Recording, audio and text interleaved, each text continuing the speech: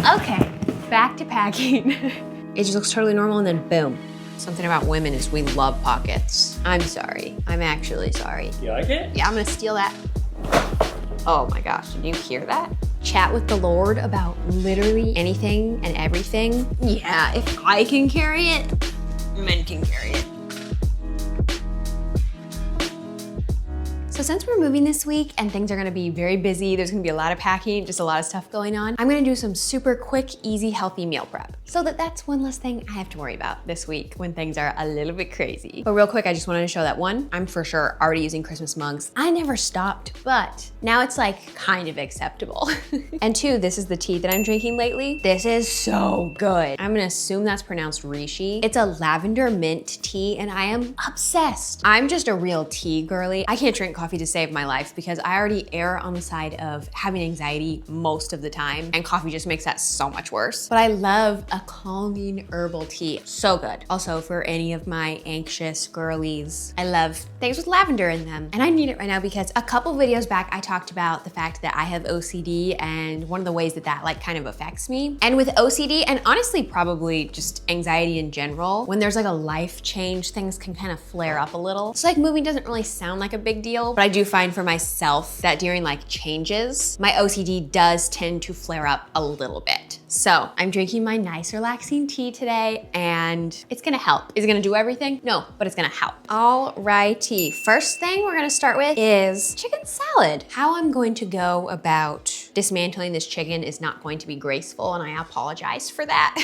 Chicken salad is one of my favorite go-tos because it's literally so easy to put together and I'm obsessed with how it tastes. I feel like it sounds like straight up boring when I just say, oh, chicken salad. Like that sounds pretty basic and boring, but I'm just obsessed with how I make this one and how it turns out. And like I said, it's literally so quick and easy. It's healthy. Oh my gosh, that color. Oh, that's nice. That's really cool, baby. What do you think? I think that's so sick. Baby, that's so cute. It turned out even better than I thought it would. Got pockets.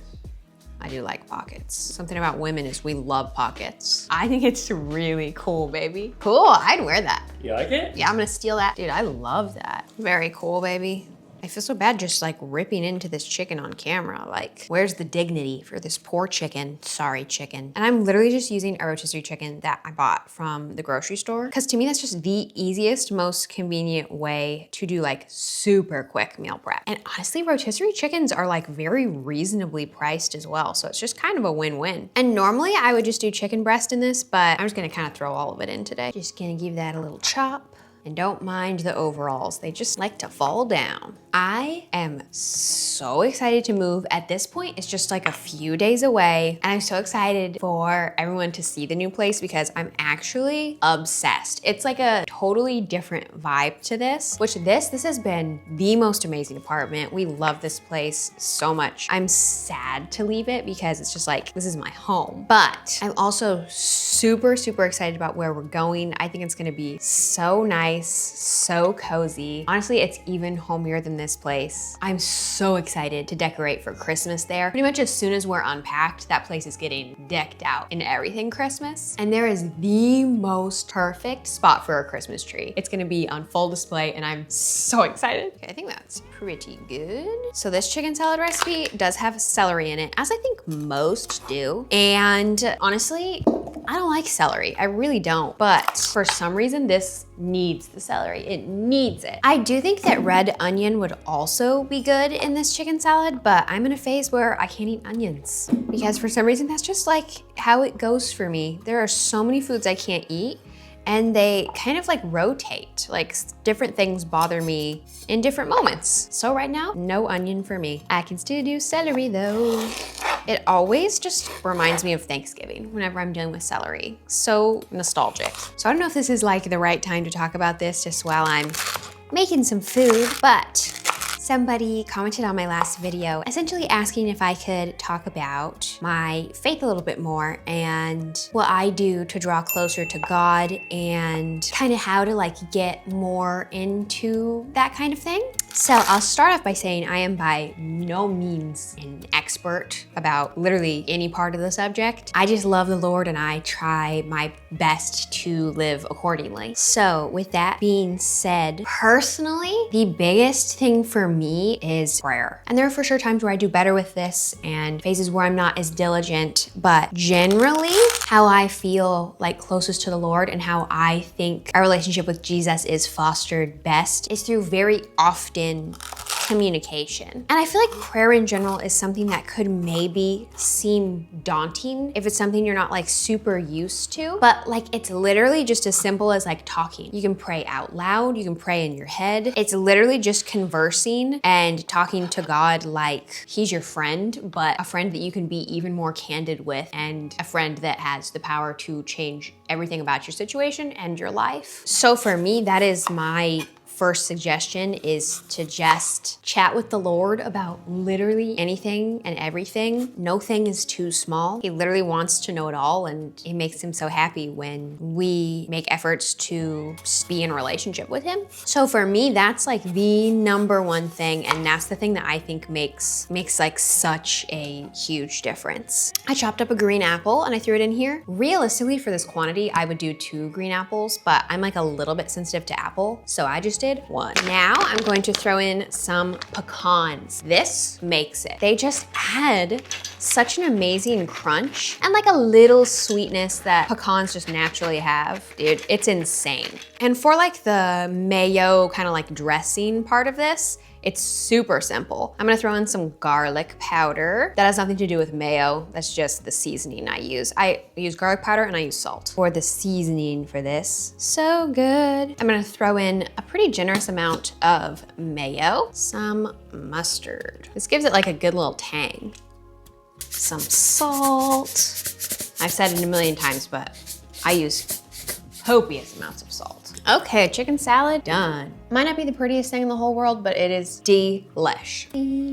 Clean up, everybody everywhere. All right, our next meal prep is some zucchini noodles. And I will say I make these in like an extremely simple way. Honestly, could be too simple for most people's preferences, but you literally can put any sauce with this, any protein, anything like that. I've added garlic into this before. Like I've made them exactly how I'm going to make them, but I've added fresh garlic. Delicious. So I'm just gonna make them super simple. But like I said, you can do literally anything with zucchini noodles. But what I also will say is you have to like at least kind of like zucchini in order to enjoy a zucchini noodle. Like I love zucchini. Zucchini could be my favorite vegetable. So if my noodles taste a little bit like zucchini, I wouldn't say it's like an aggressive zucchini flavor. I really wouldn't. But if my noodles taste a little bit like zucchini, I'm perfectly fine with that. But if you like hate zucchini, literally you're not going to like this. What I will also say is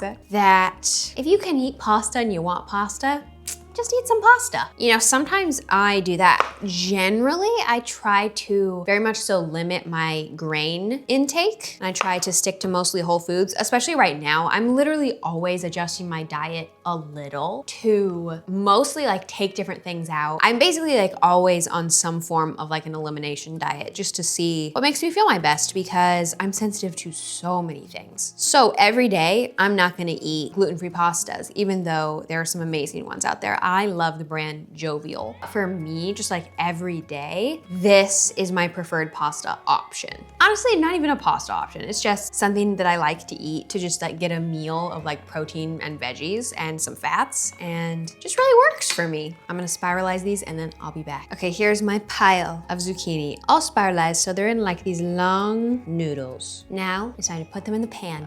I already have a pan back here and I drizzled some olive oil in it, so now I'm gonna plop them in there. That's an absurd amount. I'm not sure if I've ever done this much at once. Gonna throw in a bunch of salt, and you just wait for that to cook down a little. I'm going to break down another chicken while that's cooking up. Okay, back to the topic at hand. The second piece of advice that I have when it comes to navigating faith and trying to get closer to the Lord is I am a huge fan of devotionals. I mentioned it a couple videos back, but I've been doing the James devotional by the Daily Grace Co. and I absolutely adore it. It makes reading the Bible so easy. It is so user-friendly, and I for sure am someone where it's like, if you put a Bible in front of me, like I know the books that I like and I know the verses that I like and I know where to go to read those if I want to like be reminded and encouraged. But when it comes to just like general Bible reading, like I do personally like to have some kind of direction. So if I have a devotional that tells me these are the verses that you should be reading in James today and here's what they mean, it just takes any of the like confusion and like decision out of it of like, oh, what should I read today? What book do I read? This, that. It's just, it takes all the questioning out of it. And this one's really amazing because it adds context to the verses and helps apply them to daily life, but it will also reference other verses in other parts of the Bible that mean a similar thing or that support what these verses in James are saying, things like that.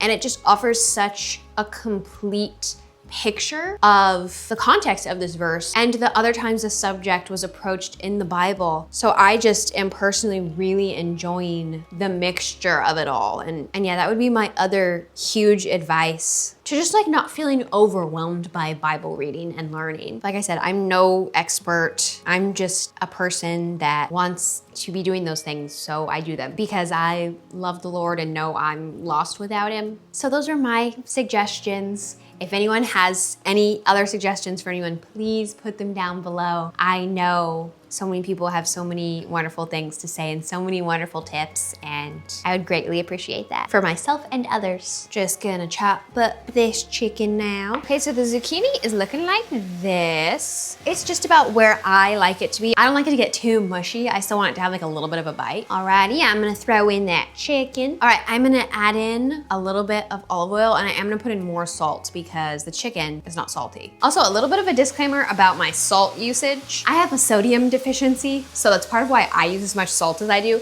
I'm not recommending this amount of salt, but since I'm deficient, I do use a lot of salt. So I've been listening to an audiobook today while I've been in the kitchen, and I wanna know if anyone else has so much trouble finishing audiobooks.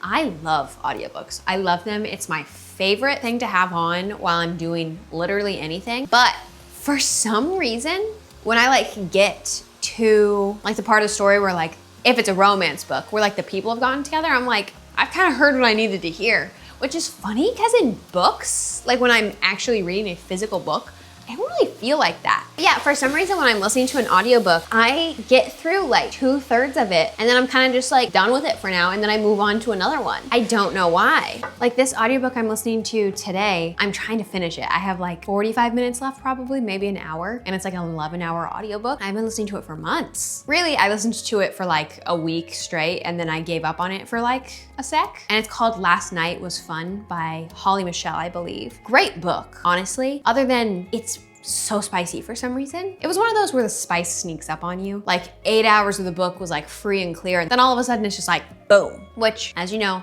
not my preference. But overall, the book is good. Alrighty. Once again, not the prettiest in the world, but it's gonna taste delish and it's gonna be so nice and healthy. I'm gonna put all this away. I'm gonna sit down and I'm going to eat and then I'll be back. And we are back to packing. It is seriously getting so close to the time that we move.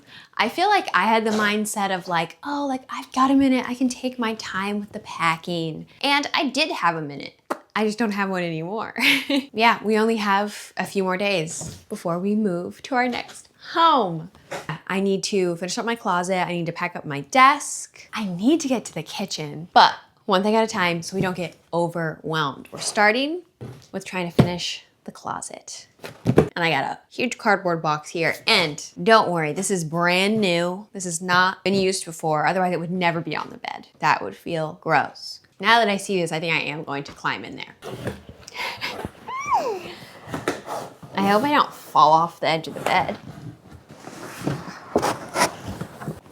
Okay, back to packing. Surprise! What's in the box? It's me. Oh my gosh, can I get out without falling? I can do it. Oh my gosh, did you hear that? That can't be good. I hope I didn't break our Facebook Marketplace bench. I honestly don't know if like you actually couldn't see me in there. I always think that I'm smaller than I am. I forget that I'm like almost 5'9", and it's hard for me to fit into small places because of that. All right, let's get some clothes. The other day when I was packing, I took everything off the hanger, and then I realized after I shouldn't have done that. So we're gonna try it a little different this time.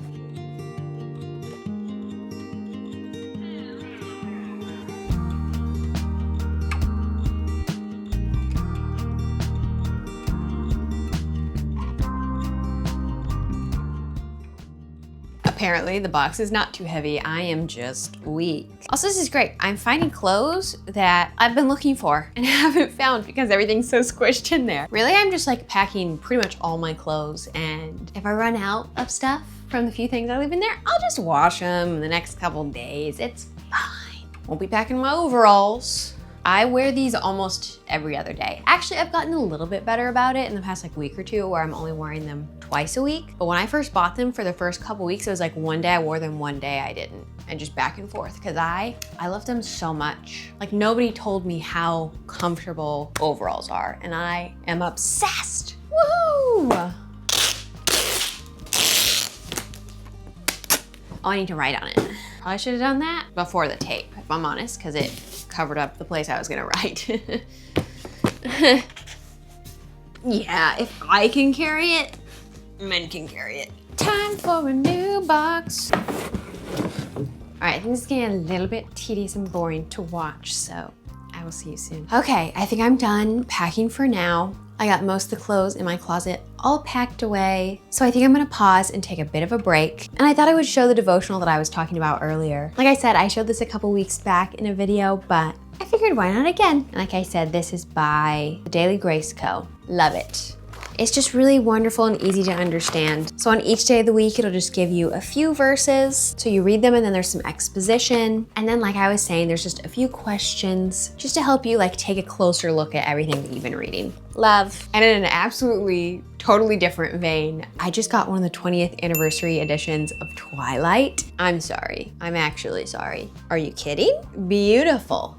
Beautiful. I've never read Twilight before, but I've been dying to. So I figured this was the perfect opportunity because I saw this online and I'm like, that's the coolest thing ever. It just looks totally normal and then boom. Look at that.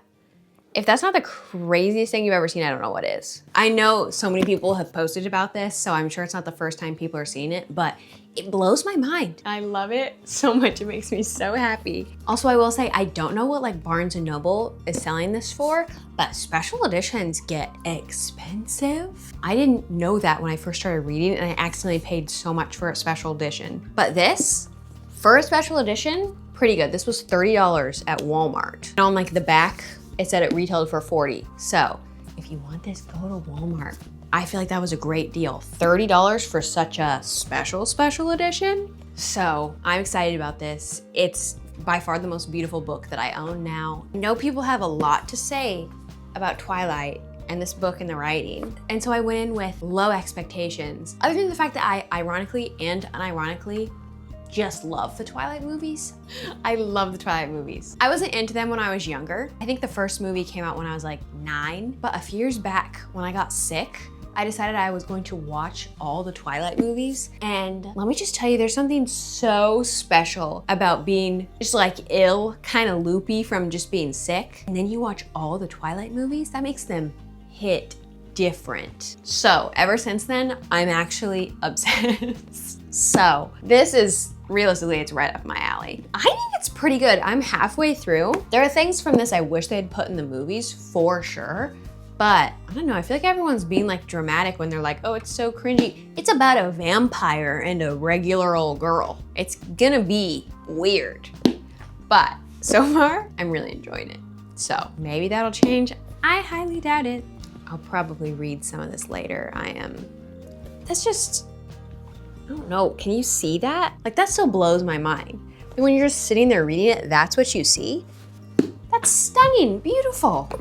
And also, if anyone has any Christmas book recommendations, please let me know. I want to read so many Christmas books this season. I'm just so happy to experience my first Christmas season as a reader girly, and I plan to just soak in every minute of it. When I'm looking for a romance book, I prefer dual POV, but if there's a really, really good book that isn't, I'll read it and I'll love it. So please, if anyone has Christmas book recommendations, let me know. I just read Holiday Ever After by Hannah Grace. This is the only Hannah Grace book I've ever read, so I can't speak to her other books, but this was great. I believe Hannah Grace has a little bit of a reputation of being like pretty spicy, and this had spice, but it was super easy to skip over, and it didn't like seep into the rest of the story, if that makes sense. I really don't like the books when the spice just kind of takes over the story, but no, this was super easy to skip, and this was just so much fun. It was like an elevated Hallmark movie in a book. I thought the main characters were super likable. I will say, I feel like I got like a little slow towards the end, but this really was amazing. This was like the perfect small town Christmas read. I really liked it.